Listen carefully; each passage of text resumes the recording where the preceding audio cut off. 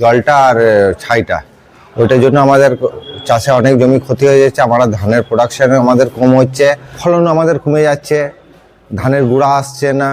এই যে ধান যখন ফুলাচ্ছে তখন সেই টাইমে ওই ছাই ডাস্ট পড়ে আমাদের ধানের ফলন কমে যাচ্ছে।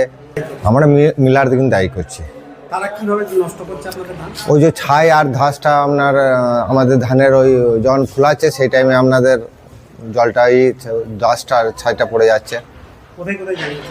আমরা বিডিওকে জানিয়েছি, এডিওকে জানিয়েছি, থানাকে জানাইছি, আর আপনার বর্ধমানে অফিসে জানিয়েছি সব।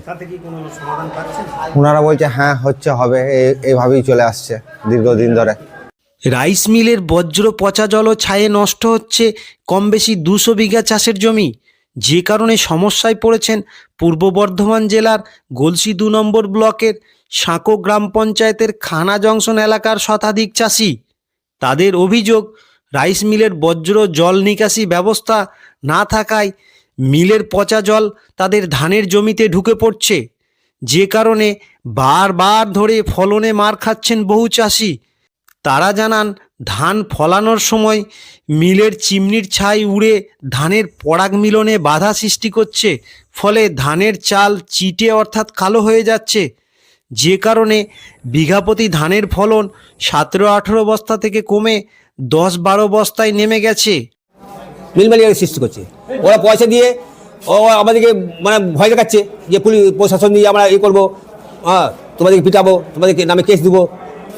কোথায় কোথায় জানিয়েছি? আমরা সব জায়গায় জানিয়েছি। আমাদের চাওয়া আছে জল না জানি এখানে পড়ে, জল না পড়লেই তো সমাধান হয়ে যাবে। আর আপনার ছাইটা ফসলটা যে সময় ফসলটা ফলাচ্ছে সেই সময় আপনার এই পরাগ মিলে ঘটবে, সেই সময় ছাইগুলো পড়ছে গিয়ে এই ধানগুলো চিটে হবে। ওই ধান তো আমরা আর বিক্রি করতে পারছি না, কোনো মিল দিচ্ছে না, বলছে না এটা কালো হয়ে গেছে, এই রং নাই, আমি ধান নেবো না। এই সমস্যা, বিশাল সমস্যা পড়ছি আমরা। জলটা পুরো মাটিতে চলে যাচ্ছে, ওনাদের তো কোনো ব্যবস্থা নেই।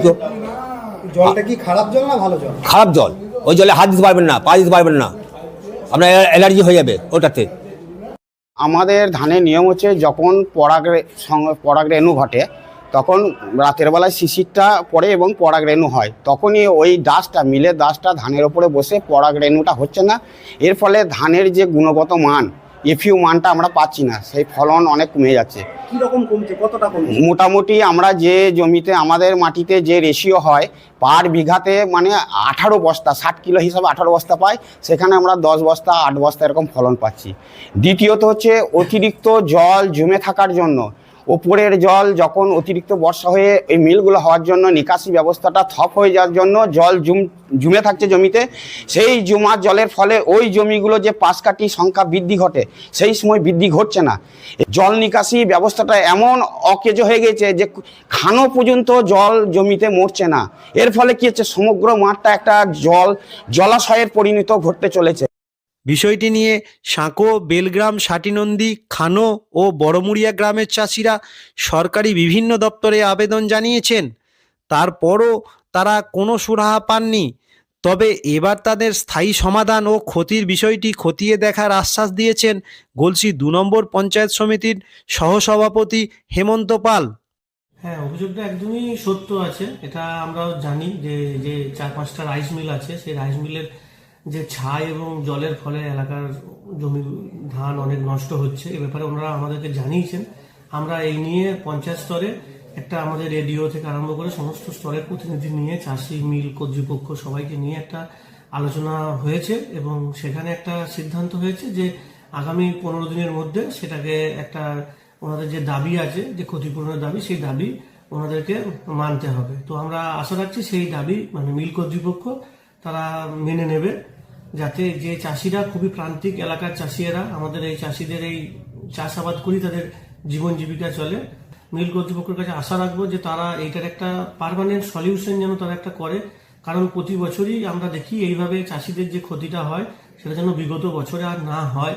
কারণ এই জলটা যদি না বাইরে বেরোয়, তার ফলে জল যদি একটু পুকুরে গিয়ে জমা হয়, তাহলে এই বিস্তীর্ণ এলাকার চাষির যে ধানের জমি সেটা আর ক্ষতি হবে না।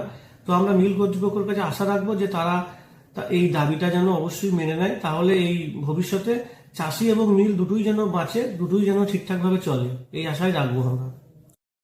চাষিদের ক্ষতির বিষয়টি থেকে সুরাহা পেতে আর কি করা প্রয়োজন আপনারা অবশ্যই কমেন্টে মতামত জানাবেন।